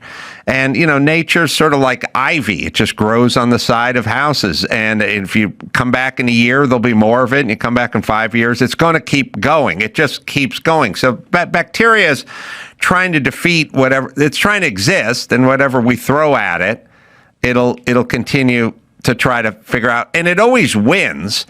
It's just kind of the slow game. It always figures out a way to outsmart us. And as Dr. Drew would always say, there's no free lunches in nature. It just keeps going. And I've been noticing that all our sort of Western attempts at putting everything in a syringe and synthesizing everything and manufacturing everything, it's just making people fatter, more miserable, and less healthy. Well, when you put everything in a syringe, you're approaching the whole thing from symptoms rather than getting at the cause. I mean, there's this guy that his name was Chris Bond. Let me give you the example of this poor guy. He was just 19 when he had a severe infection that totally changed his life. This is how important that we get ourselves in good shape so we can fight infections. But he was 19 years old. He was fit and healthy. And then all of a sudden, Adam, out of the blue, he got sick and he had to go to the hospital. And they put him in an induced coma. And then he woke up to the devastating news that the antibiotics that they were using, it failed to stop his infection. And the doctors were forced to amputate both his legs, his left hand, and most of his fingers on his right hand. And, Chris, he's just one of a growing number of victims of this antimicrobial resistance. And doctors are basically running out of effective treatment options. And, it might sound strange to call him lucky, but I think he is actually lucky to have survived this. And he actually went on to become a Paralympic gold medalist. So, oh, really? That's great, right? I wonder what event he did, because I just got done seeing the Olympics, and I see they're playing hockey in the Paralympics. They're doing the downhill skiing thing. If I was in the Paralympics, I'd definitely be in the winter. That one seems a lot better than trying to play beach volleyball with no legs. Oh, played wheelchair rugby. God, there was a really popular movie called like Smash Ball or something about guys who played wheelchair basketball or something, or who cares? Let me tell you that the health experts, the so-called health experts, are predicting that by a certain time that we are going to have so many deaths from this antimicrobial resistance. It's unbelievable how much it's going to be. I mean, it's just unbelievable. By 2050, they're saying 10 million people are going to die every year from this antimicrobial resistance. Well, that's more deaths than cancer. Are those who took the most antibiotics probably going to be the most susceptible to this? Yes. And do you know in Australia, there's more people already dying, Adam, from the AMR than are in car accidents. I mean, they're slightly ahead of the curve, but the threat's growing rapidly worldwide. What are some of the countries that, I'm guessing Western countries used antibiotics the most, and then certain other countries probably use them the least. Your more developed countries, because they had the money for that. But they introduced antibiotics, I think, back in 1940s. And of course, they were touted as miracle drugs back then because they were saving millions of lives. But their success, what had happened was they were using them widespread and unnecessarily. They were used in both humans and agriculture. So they're actually reducing, because antibiotic means against life. So they kill off the good guys too. They kill the bad guys, but if you keep killing the good guys, you're going to end up with a very severely impaired immune system, because bacteria evolved so rapidly. And, the more antibiotics they're exposed to, the more opportunities they're going to have to develop the resistance we're talking about.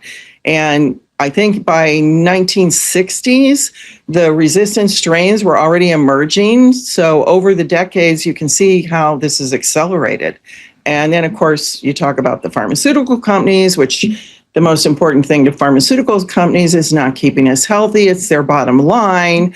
And so their incentives actually shifted because antibiotics, they're usually short course treatments. And they're intentionally supposed to be used sparingly to slow the resistance. And that's less profitability for long-term drugs for chronic conditions. So as a result, the pharmaceutical companies, they either reduced or abandoned their antibiotic research and development in favor of more profitable drug ventures like vaccines, because they're more profitable than the traditional antibiotics.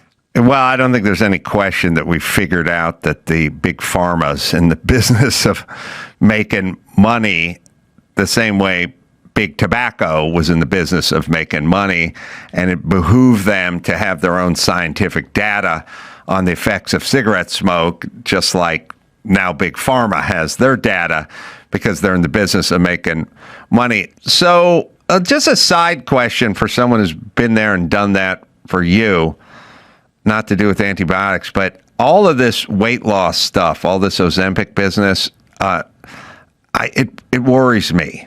And I don't know what you think about it. I would assume you're not for it, but I've heard good things about it as well. So I'm not sure. What is your take on the latest craze from the pharmaceutical companies? Well, I think they stand to make a lot of money off of it, and I'm not for it, because you can lose weight by doing natural things. You don't have to use a drug that's going to alter the your gut in a way that is not good. And also, people are losing their eyesight. There's all kinds of side effects. You know the long list of side effects when you see a commercial on TV for any drug, right, Adam? I mean, some of them even cause death. I'm not saying Ozempic does that, but it's crazy. I mean, there's people out there that they want an immediate solution. I think in some cases, maybe, they were used for diabetics originally. But for the most part, I think it's just a fast fix for a lot of people. And I think they're going to be surprised in the end what's happened to their body. Yeah, it falls under the heading of no free lunches. Like, sorry, It's diet, it's exercise, it's all the stuff your grandpa knew and the founding fathers knew, and it's a way of life. And the shot part to fool your body into thinking it's not hungry, it might work temporarily, but big picture, I don't think. Here's what I would say about most of this stuff, whether it was the COVID vaccination, whether it's antibiotics, or whether it's being on COVID. I don't think you'll be happy with that decision 10 years from now. I'll bet you wish you didn't. Yeah, remember, Big Pharma is about making money, bottom line. The cured patient's no longer going to be a customer. They want to keep you sick. That's their intention. They keep making money off of you that way. And, there's even vaccinologists that are saying they want to solve the problem of AMR with yet another experimental mRNA vaccine. I don't want another mRNA vaccine. I don't think you do either, Adam. I mean, there's so much evidence coming out about the damaging effects of these vaccines. And what most people don't know is how many harmful effects antibiotics can have. Oh, we're figuring it out now. But the stuff you got to keep an eye on, people, is the stuff that seems too good to be true. If it just, it's like when they go, oh, Weight Watchers has a dietetic fudge now that tastes just like regular. It's like, okay, it's too good. Don't buy it. Just don't eat fudge. And then when you do eat fudge, have good fudge, but don't do it that often. And then go for a walk afterward. And nature will take care of you. Exactly. Marty McCary. These guys all turned out to be correct all through COVID, even though they were being attacked, right? Oh, yeah, they were all right. They were all correct.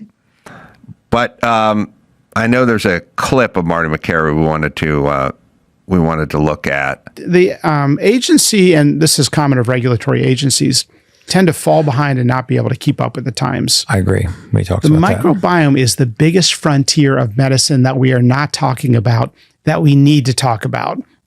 We know things mess up the microbiome and directly result in diseases. One of the biggest studies in modern medicine that has been ignored, and I think one of the most important studies, has been a recent study out of the Mayo Clinic that looked at kids who got antibiotics in the first 2 years of life and then tracked them as to what diseases they developed later. Now, why would antibiotics potentially cause disease? Well, the theory is that we know antibiotics alter the microbiome. It's almost like carpet bombing parts of the microbiome. Yeah. And you get bacterial overgrowth. We don't know what to do with it. We know overgrowth is associated with inflammation. And so I just wrote down some of these study results. The kids that got antibiotics in the first 2 years of life, 20% higher rate of obesity, 21% higher rate of learning disabilities, 32% higher risk of developing attention deficit disorder, 90% higher rate of asthma, 90% higher rates of asthma in kids that were given multiple antibiotic dosages. Any antibiotic exposure in the first 2 years of life. And there was what we call a dose-dependent relationship. The more courses of antibiotics a kid got, the greater the risk of obesity, learning disabilities, ADHD, asthma. Celiac had a nearly 300% higher risk if a kid took antibiotics. Wow. Crohn's disease, nearly a 300. All these diseases are going up. Yeah. If you just use your kind of horse sense, old-fashioned mind, you'll get to a lot of answers, which is, I have said repeatedly, how come Crohn's disease didn't exist when I was younger? How come no one was allergic to peanut butter? How come no one was allergic to wheat? No one was allergic. First off, when I grew up, nobody was allergic to anything. It was very rare. There was a couple, maybe a couple of hay fever nerds or something around, but I never knew. I hung out. All I did was hang out with other kids. That's all I did. As my whole childhood was just me and a whole group of neighborhood guys, and everyone ran around. There was no dietary restrictions. There's no allergies. There was nothing. And Crohn's didn't exist, and neither did all this other hyper deficit disorder and all these disorders. I sit around and see commercials for fixing everyone's stomach. Everyone's got Crohn's. Everyone's got some reflux. Everyone has everything, and I'm like, how's it possible that none of this existed and now it all existed? And don't tell me this is how we evolved. There's some corollary. Something caused this, and I think we're finding out what it is. Yeah, and let me just read you a few of the endless amounts of study titles that measure the damage of antibiotics. You heard Dr. Marty McCary there.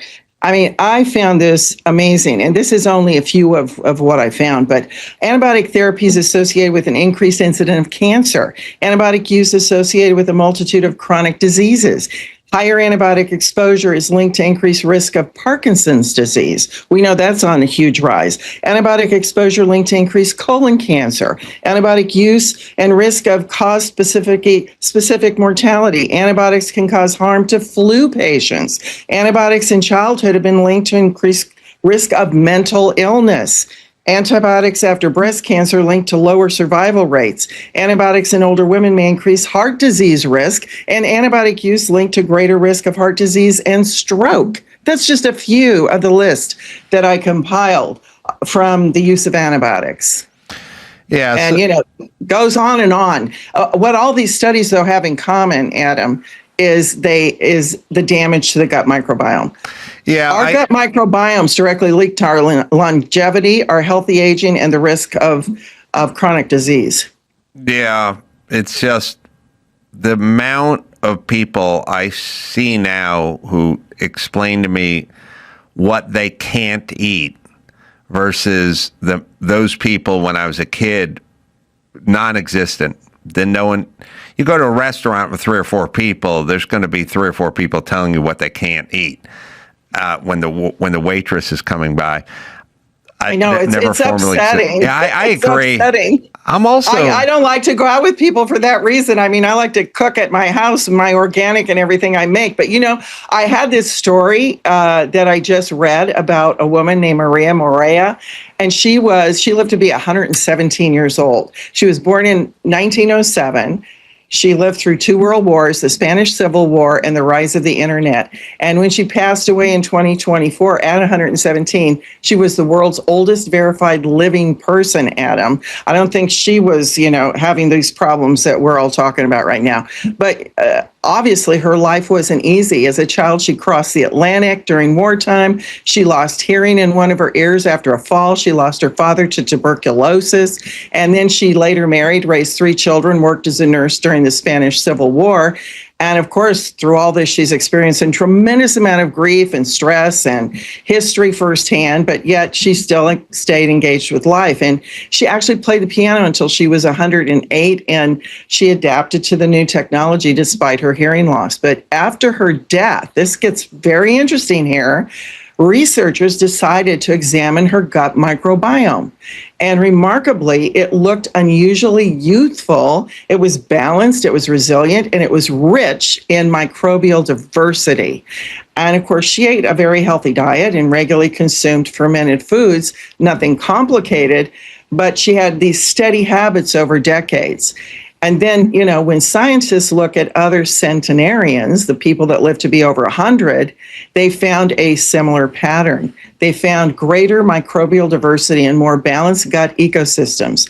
And that diversity is linked to better immune function, metabolic health, and even brain support. So, Maria's story suggests something very powerful here, that aging may not just be about genes or that you're lucky, but it's actually protecting the ecosystem that's inside of us all. O'Reilly Auto Parts. Yeah, they're in the business of keeping your car on the road.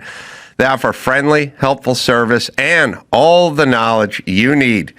Look, if you can't figure something out, and sometimes I can't figure something out, they're always the first call I make if my car's having issues. They have thousands of parts in stock. They can test your battery for free. Need wipers, brake light, or quick fix. They'll get you the part right away, and it's the part you need. Everyone who works there is knowledgeable and friendly. The professional parts people at O'Reilly are your one-stop shop for DIY auto stuff in store or online. It's O'Reilly. Right, Dawson? Stop by O'Reilly Auto Parts today or visit us at O'ReillyAuto.com/Adam. That's O'ReillyAuto.com/Adam. Pluto TV has thousands of free movies and TV shows. I swear. If I'm lying, I'm dying. This is the mindset. Free. This is the mantra. Free. This is the mindset. With movies like Interstellar, Dreamgirls, and Gladiator. Are you not entertained? And TV shows like Survivor, SpongeBob SquarePants, The Fairly Odd Parents, and Ghosts. Pluto TV is always free. Huzzah! Pluto TV. Stream now, pay never. I also think, and this kind of dovetails into this, I think we're way too clean now. I think we're sterilizing everything and wiping everything down. With Purell. That kills all the good guys, and yeah. Just everything is about wiping everything down with alcohol and cleaning everything to the point where there's no exposure. There's nothing for your immune system to work out against, push on. They always do those studies of the Amish people who have the outdoor dogs who come indoors and out. Those kids have no allergies. The ones that live in the Manhattan apartments with the windows closed all day have all the allergies. So, but the moral of the story is you need to kind of expose yourself to stuff and not try to kill every germ that's either on a counter or in your gut. I can't remember. I think I was watching Ron Johnson, maybe Senator Ron Johnson, I think. I'm bringing this up to you, Andrew. He did a whole thing of having to take Pepcid and all this stuff with acid reflux or whatever. And it's the same thing. You get sort of perpetually married to these pills that you have to take before every dinner, and eventually it becomes a self-fulfilling prophecy. And he ended up curing it through some old-fashioned measure, but it's basically you have to take this pill because you have acid reflux. And at a certain point, you have acid reflux because of the pill. And next thing you know, they've sold you $1 million worth of pills and you're on it your entire life. So that's right. We talk, and longevity too isn't just about adding years. It's maintaining the quality of those years through a diverse, resilient gut. That's the strongest indicator of how well you're truly aging. And if you've got to take that kind of stuff, your gut is not in balance. It has dysbiosis. It's got more bad guys than good guys because your gut, Adam's made up of microbes, both good and bad from the time you're born. And this collection of the microbes collectively make up the gut microbiome. And when you take antibiotics or you take all those things you just mentioned, you're killing off all the good microbes and you're creating a state of dysbiosis in your gut. And dysbiosis is the cause of every health issue, and the microbial diversity will automatically decrease as we age, regardless of antibiotic use or other influences. But the presence of the good bacteria in our gut is what helps prevent harmful microbials from taking over. And the best way to prevent and treat that dysbiosis and the multitude of accompanying health consequences is actually to consume a centuries-old food called kimchi, because it's the only fermented food that contains over 900 unique strains of beneficial bacteria. Yep. Well, I took mine this morning. It's, cooking up kimchi or heating up kimchi. It's, if you live in a small apartment, it can fill the air with the scent. It's an acquired taste for most folk. But in the pill form, it's pretty easy. I just take them with whatever other vitamins I'm taking that morning. Oh, by the way, Senator Ron Johnson reveals he cured his acid reflux by hydrochloric acid after years of Zantac, Prilosec, and Nexium. Yeah, well, this grandpa knew right. Grandma, they knew what they were doing. That's right. And too, I wanted to say that kimchi helps your body fight off viruses like the flu. So you don't need flu shots like that. One recent study found that it could actually slow down the growth of the H1N1 flu virus. And a big reason for that is because it supports your immune system. 70 to 80% of our immunity is housed in our gut. And, kimchi, got to think of it. It helps your immune system stays balanced, and it strengthens your important immune cells that kind of act like scouts, where they go out and they spot the viruses early at them. Mm-hmm. And at the same time, it's going to regulate your body's response so it doesn't overreact and create all of this incredible amount of inflammation that it doesn't need because of some serious infection. It's not just the virus that causes the damage. It's the body going into the overdrive with too much inflammation. And kimchi has actually been shown to significantly reduce that inflammation and oxidative stress. Well, I think last time I talked to you, we were talking about RFK Jr., talking about how much he loved the kimchi and the fermented stuff. Let me ask you a question, may not be answerable. Kimchi is sort of the gold standard for the fermented stuff, but there's like sauerkraut. I love sauerkraut. It's interesting. You can't find sauerkraut at a restaurant anywhere in LA. And really, LA has 5,000 Indian restaurants and 5,000 sushi places, but no German or Hungarian places. Well, that's a battle for a different day. But in the fermented department, kimchi is sort of the heavyweight champ. How far down is like the king? Where's sauerkraut and where like pickles or something? Like is kimchi twice as good as sauerkraut or 10 times as good as sauerkraut? Oh, no. Guess this: 900 plus beneficial bacterial strains in kimchi and 28 strains of beneficial bacteria in sauerkraut. Oh, really? Eat your sauerkraut if you like it, but you're only getting 28 strains. So, there's your answer. And, during the early days of COVID-19, Adam, South Korea had a much lower death rate compared to any other country. And that's where kimchi started. And I know researchers have pointed out that Korea's high daily intake of kimchi, because they eat it every day, some of them even eat it at every meal, that it played a role in that. And it's so packed with bioactive compounds and probiotics that make it harder for viruses to even enter into our cells. And even back in 2003, I think, when the SARS outbreak happened, South Korea reported 0 deaths. And there were so many deaths all over the world from that. And again, researchers are looking at kimchi's antiviral and probiotic properties as the determining factor. So, kimchi's got powerful, what they call antifungal properties. And that's because it's rich in the beneficial bacteria like Lactobacillus plantarum and Lactobacillus sakei. And as kimchi ferments, these bacteria naturally are producing compounds that make it really hard for molds and yeasts and parasites to grow. And in lab studies, certain strains found in kimchi have reduced the growth of harmful molds, and something like Aspergillus, now get this, by up to 97%. That's amazing. And then they basically create an acidic, unfriendly environment for the pathogens to grow in. So kimchi is so amazing with those 900 plus beneficial bacteria. It goes far beyond any other fermented food out there, but all fermented foods are good to eat, keep your body healthier. But you want the king of foods when you're really trying to deal with these heavy-duty pathogens, especially if you've been on a lot of antibiotics.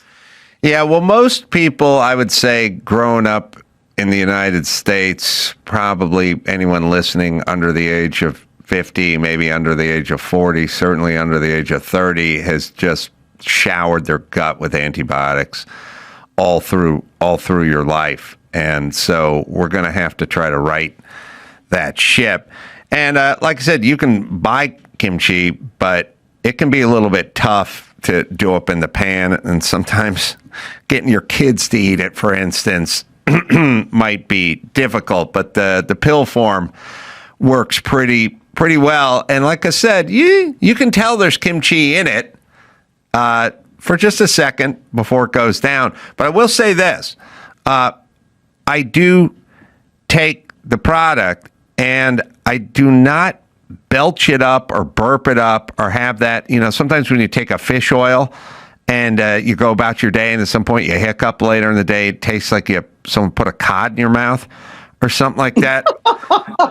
Well, it does. I mean, that's what certain vitamins do. But Kimchi One does not have that. I take it every morning, and I never. It's potent, but I cannot feel the effects of it. You wouldn't know it. You wouldn't know it. Burping up or later on the toilet. Like, it doesn't have any. It doesn't come with that baggage, I guess, is what I'm saying. Well, I'm glad to hear that. And, in simple terms, the kimchi helps crowd your body, crowds out the fungus and the bacteria and even parasites, while it strengthens your natural defenses. So it's great that it doesn't come back up on you. And, everything that has been mentioned about the harmful effects of antibiotics also can, it can change when you put the right strains in, like in kimchi. And it's the prime cornerstone of your overall health is your gut microbiome. So you definitely want to, encourage that by taking it every day. And if you don't want to eat it, then the way to take it is, take it as Kimchi One. But, I want to also say something about, there are a lot of people that think they're going to fix their gut with just taking the probiotic supplements that are out there that have, maybe 1 or 2 strains, but they're showing that they have this huge amount of CFUs out there. And they're usually, most of them are one-note solutions, whereas kimchi, if you can think of it like this, it provides a complex microbial symphony, if you will. It's wrapped in a protective fiber delivery system, and it ensures the good guys are actually going to get down into your gut alive. And, it's really a full ecosystem package. And along with the live microbes, it's naturally bringing prebiotics, which is the fiber, the plant fibers that are in the compounds of the cabbage, garlic, and onions. And they're going to feed that beneficial bacteria because that's what they need to eat to live.